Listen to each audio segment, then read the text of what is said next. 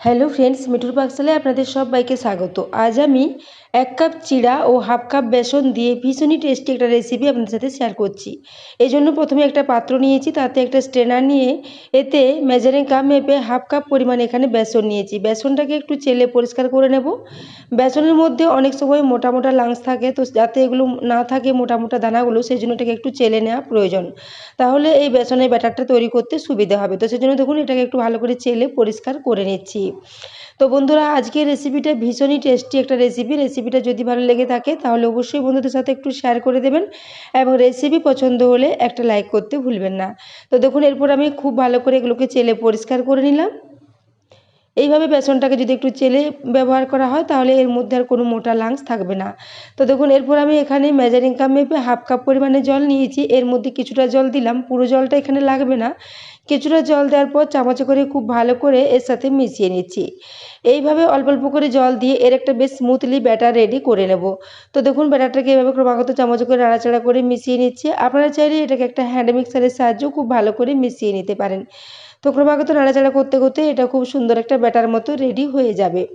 তো বন্ধুরা, আজকের এই রেসিপিটা আপনারা সকালে ব্রেকফাস্টে বা বাচ্চাদের স্কুলের টিফিনে বা বিকেলের দিকে হালকা স্ন্যাক্স হিসেবে এটাকে বানিয়ে নিতে পারেন। ভীষণই খাস্তা ও মুচমুচে একটা রেসিপি। তো দেখুন এইভাবে ক্রমাগত নাড়াচাড়া করে মিশিয়ে নিলাম। তো ব্যাটারটা এখনও কিছুটা ঘন আছে, এই জন্য আবারও 2 চামচ মতো একটু জল এখানে দিয়ে দেবো। তো আমি এখানে মেজারিং কাপ মেপে হাফ কাপ পরিমাণে জল নিয়েছিলাম, তারও অর্ধেকটার একটু বেশি পরিমাণে জল দিয়েছি, বাকি জলটা আর লাগবে না। ওটাকে সাইডে রেখে দিলাম। এরপর জলটা দেওয়ার পর আবারও খুব ভালো করে এটাকে মিশিয়ে নিচ্ছি। এর মধ্যে যাতে আর কোনো মোটা দানা না থাকে সেজন্য খুব ভালো করে এটাকে একটু এভাবে মিক্স করে নিচ্ছি।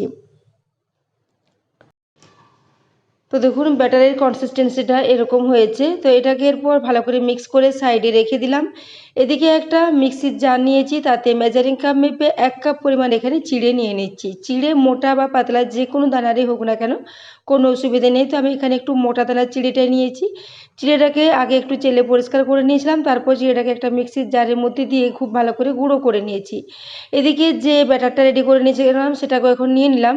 এরপর ওই ব্যাটারের মধ্যে ওই চিড়ের গুঁড়োটাকে দিয়ে দিচ্ছি।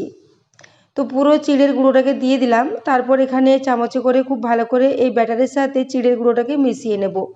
ব্যাটারের সাথে এটা খুব ভালো মতো মিশে যাবে এবং সঙ্গে সঙ্গে এই জলটা টেনে অনেকটাই শুকিয়ে যাবে। চিড়ে যেহেতু অনেকটাই জল টেনে নেয়, সেজন্য এখানে দেখুন পুরো জলটাই চিড়েটা টেনে নিয়েছে এবং এটা একদম শুকনো শুকনো হয়ে এসেছে।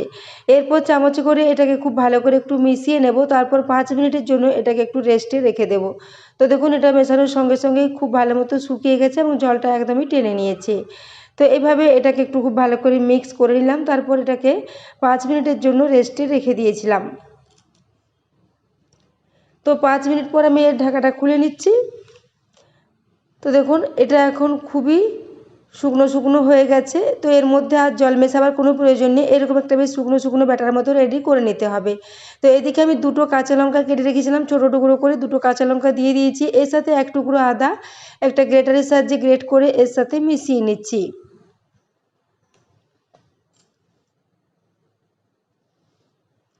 আদাটা এখানে গ্রেট করা হয়ে গেলে এখানে একটা মিডিয়াম সাইজের গাজরকে ধুয়ে পরিষ্কার করে খোসাটা ছাড়িয়ে রেখেছি। এরপর এখানে অর্ধেকটা প্রথমে নিয়েছি, বাকি অর্ধেকটা আবারও নিয়ে নেব। তো এইভাবে এটাকে একটা গ্রেটারের সাহায্যে গ্রেট করে এই মিশ্রণের সাথে একদম মিশিয়ে নিচ্ছি। তো প্রথমে অর্ধেকটা গাজর গ্রেট করে নিলাম, বাকি অর্ধেকটা আবারও এখানে গ্রেট করে নিচ্ছি। তো এইভাবে একটা মিডিয়াম সাইজের গাজর এখানে মিশিয়ে নিলাম। তো আপনারা চাইলে এখানে আবারও অন্যান্য সবজি খুবই ছোটো ছোটো করে কেটে মিশিয়ে নিতে পারেন। তো দেখুন এরপর এই গাজরটা পুরো গ্রেট করে মিশিয়ে নিয়েছি। এরপর এখানে কিছু মশলা দিয়ে দেবো। তো সবার আগে এখানে দিয়ে দিচ্ছি স্বাদ মতো একটু লবণ। লবণটা দেওয়া হয়ে গেলে এখানে দিয়ে দিলাম প্রায় হাফ চা চামচ পরিমাণে গোটা জিরে। ওই সাথে দিয়ে দিচ্ছি এখানে হাফ চা চামচ পরিমাণে ধনে গুঁড়ো। তো এরপর চামচটা এখান থেকে ছাড়িয়ে নিচ্ছি। এখন এখানে আর কোনো মশলার ব্যবহার করতে হবে না। এই কটা মশলা দিয়ে এটাকে একটু খুব ভালো করে মিশিয়ে নেব। এই গাজরের সাথে অনেকটা লবণ দিয়েছি, সেজন্য লবণটা দেওয়ার কারণে এটার থেকে অনেকটাই জল বেরিয়ে আসবে, সেই কারণে এই মিশ্রণটা খুব ভালো মতো রেডি হয়ে যাবে। মিশ্রণটা প্রথমে অনেকটাই শুকনো ছিল, কিন্তু যেহেতু সবজির মধ্যে একটু লবণ দিলে অনেকটাই জল ছেড়ে দেয়, সেই জন্য এই জল দিয়ে এটা বেশ একটা নরম ডো মতো রেডি হয়ে যাবে। তো এটাকে দেখুন আমি হাতে করে ক্রমাগত নাড়াচাড়া করে একটা বেশ নরম ডো মতো রেডি করে নিচ্ছি। তো তো বন্ধুরা আজকের এই রেসিপিটা যদি ভালো লেগে থাকে তাহলে অবশ্যই চ্যানেলটি সাবস্ক্রাইব করে আমার পাশে থাকবেন এবং পাশে থাকা বেল আইকনটি অবশ্যই প্রেস করে রাখবেন, তাহলে আমি যে কোনো নোটিফিকেশানে ছাড়ি না কেন তো সবার আগে আপনার কাছে পৌঁছে যাবে। তো দেখুন একটা বেশ নরম ডো মতো রেডি করে নিয়েছি। এরপর একটু হাতটা ধুয়ে পরিষ্কার করে নেব। তো এরপর একটা পাত্র নিয়ে নিয়েছি, এখানে নিয়ে নিচ্ছি প্রায় 1.5 টেবিল স্পুন পরিমাণে এখানে চালের গুঁড়ো। তো চালের গুঁড়োর সাথে নিয়ে নিচ্ছি 1 টেবিল স্পুন পরিমাণে এখানে কর্নফ্লোর ও চালের গুঁড়ো মিশিয়ে নিলে এটা খুবই খাস্তা ও মুচমুচে মতো রেডি হয়ে যাবে। তো তারপর এখানে দিয়ে দিচ্ছি স্বাদ মতো একটু লবণ, ওই সাথে দিয়ে দিচ্ছি একটু হলুদের গুঁড়ো, প্রায় 1/4 টিস্পুন পরিমাণে হলুদের গুঁড়ো। ওই সাথে দিয়ে দিচ্ছি প্রায় 1 চা চামচ পরিমাণে এখানে কালো জিরে, ওই সাথে দিয়ে দিলাম 1 চা চামচ পরিমাণে কসুরি মেথি। এরপর সমস্ত শুকনো উপকরণগুলো আগে খুব ভালো করে মিশিয়ে নেব। এরপর এই উপকরণগুলো মেশানো হয়ে গেলে অল্প অল্প করে জল দিয়ে এর একটা বেশ পাতলা মতো ব্যাটার রেডি করে নেব। ব্যাটারটা যাতে খুব বেশি ঘন না হয়, একটা বেশ পাতলা ঘনত্বের ব্যাটার রেডি করে নিচ্ছি। তো চামচে করে খুব ভালো করে এটাকে একটু মিক্স করে নিলাম। এটা মেশানো হয়ে গেলে এটাকে একটু সাইডে রেখে দেব। এদিকে আমি চিড়ে ও বেসনের যে মিশ্রণটা রেডি করে রেখেছি সেটাকে নিয়ে নিলাম। হাতটা পরিষ্কার করে ধুয়ে হাতে একটু তেল মাখিয়ে নিয়েছি। এরপর এখান থেকে একটু করে ব্যাটার নেব। তো তার আগে ব্যাটারটাকে আবারও একটু খুব ভালো করে একটু মেখে নিলাম। মেখে নিয়ে পর এখান থেকে অল্প অল্প করে ডো নিয়ে নিচ্ছি। খুবই ছোটো ছোটো আকারের ডো নিয়ে এইভাবে গোল গোল করে, সাধারণত আমরা যেভাবে লুচি বা পুরি তৈরি করি সেই রকম একটু পাতলা পাতলা করে এগুলোকে হাতের মধ্যে নিয়ে এভাবে একটু ছড়িয়ে নিচ্ছি। আপনারা চাইলে এটাকে চাকি বেলনের সাহায্যে এইভাবে একটু বেলে এটাকে রেডি করে নিতে পারেন, কিংবা হাতের সাহায্যে খুব সহজে এগুলো এইভাবে রেডি হয়ে যাবে। তো দেখুন আমি এইভাবে হাতে করে একটু গোল গোল করে চেপটা চেপটা করে ছোট্ট ছোটো পুরির আকারে এগুলোকে রেডি করে নিচ্ছি। তো এখানে একটা রেডি হয়ে গেছে, আবারও একটা আপনাদের দেখিয়ে দিচ্ছি। খুবই ছোট ছোট পরিমাণে নিতে হবে, খুব বেশি বড় করব না। এরকম ছোট ছোট করে একটু করে লেচি নেব আর হাতে করে এইভাবে একটু ছড়িয়ে এটাকে একটু গোল মতো করে রেডি করে নিচ্ছি। তো বন্ধুরা আজকের রেসিপিটা বানিয়ে নেওয়া ভীষণই সহজ, খুব বেশি উপকরণও লাগে না, খুব কম উপকরণ দিয়ে খুবই চটজলদি এটা রেডি হয়ে যায়। তো দেখুন এরপর এখানে দুটো রেডি করে নিলাম, ওই একইভাবে এখানে সবগুলোকে রেডি করে নেব।